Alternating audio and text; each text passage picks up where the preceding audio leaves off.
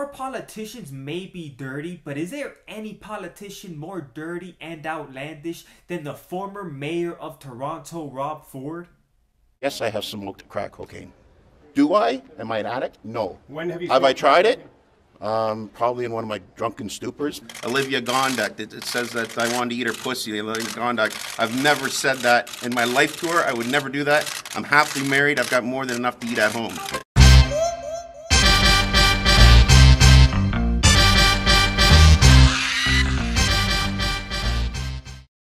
Hey guys, welcome back, and today I'm going to be reviewing the new Sacha Baron Cohen series that's on Showtime, Who is America?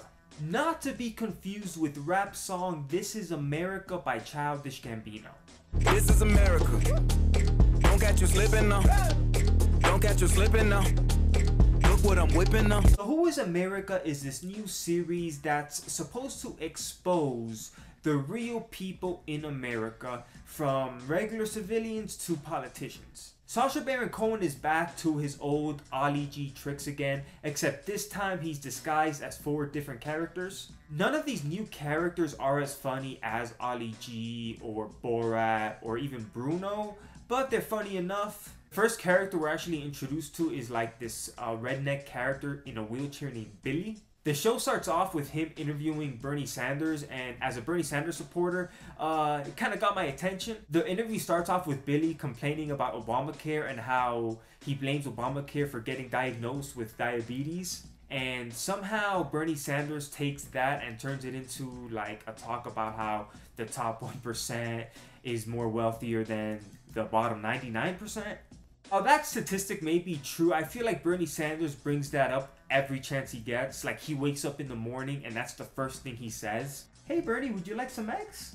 Did you know that 99% of the world's eggs are eaten by 1% of the population? Second character we're introduced to by Sacha Baron Cohen is this doctor who claims to be cisgendered. I don't really know what cisgendered means, but I could already tell it's fucking stupid. He's interviewing this Republican, like, really conservative couple at their house. They're not saying anything too crazy, and they're not really dumb. Just start talking about, like, gender roles and whatnot, and what one person does in the house and what the other person does in the house. And then, like, Sacha Baron Cohen out of nowhere brings up how he lets his wife fuck a dolphin. It was pretty random, but I can say that the Republican couple, like, yeah, they handled it pretty well. The third character is who I actually found the funniest. He plays this artist who like only draws and paints with his own shit and semen. Although that might sound weird, I actually went to the museum a couple months ago and there was a guy who actually used bird shit to paint. He would literally paint something and then have bird shit on it. So I guess it's not that crazy if a guy's using bird shit and is able to get in a museum. I don't want to ruin this third segment because I feel like it's the funniest and most shocking moment in this whole episode. How could you be so gullible to give somebody your pubic hair? That's one thing about Sacha Baron Cohen and all his shows. It kind of does blur the line between real or fake. There's things that happen in this episode where I was like, who would actually like fall for that? The fourth and most like outrageous character that Sacha Baron Cohen plays is the most political. He plays this like Israeli anti-terror guy. His name is like Colonel Aaron Morad. He has a real like Israeli name.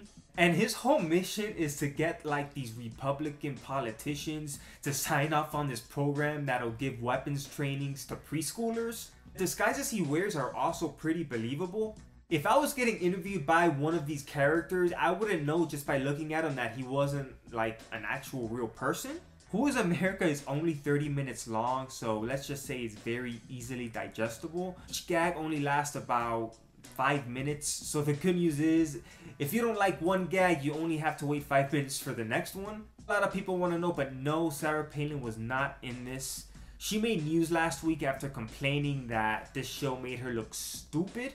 Sarah Palin, newsflash, you don't need help to look stupid. You do a pretty good job at doing that yourself.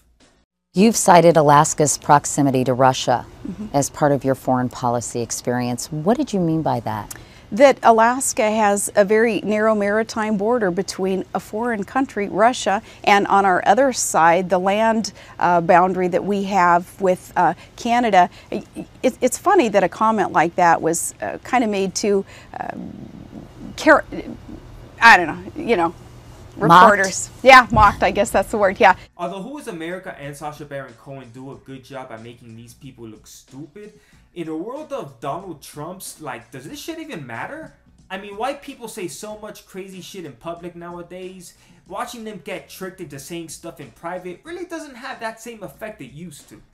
Toddlers are pure, uncorrupted by fake news or homosexuality. Children under 5 also have elevated levels of the pheromone Blink-182, produced by the part of the liver known as the Rita Ora. This allows nerve reflexes to travel along the Cardi B neural pathway to the Wiz Khalifa 40% faster, saving time and saving lives. With that said, I do think Who is America does a good job at letting you know how self-serving these politicians really are.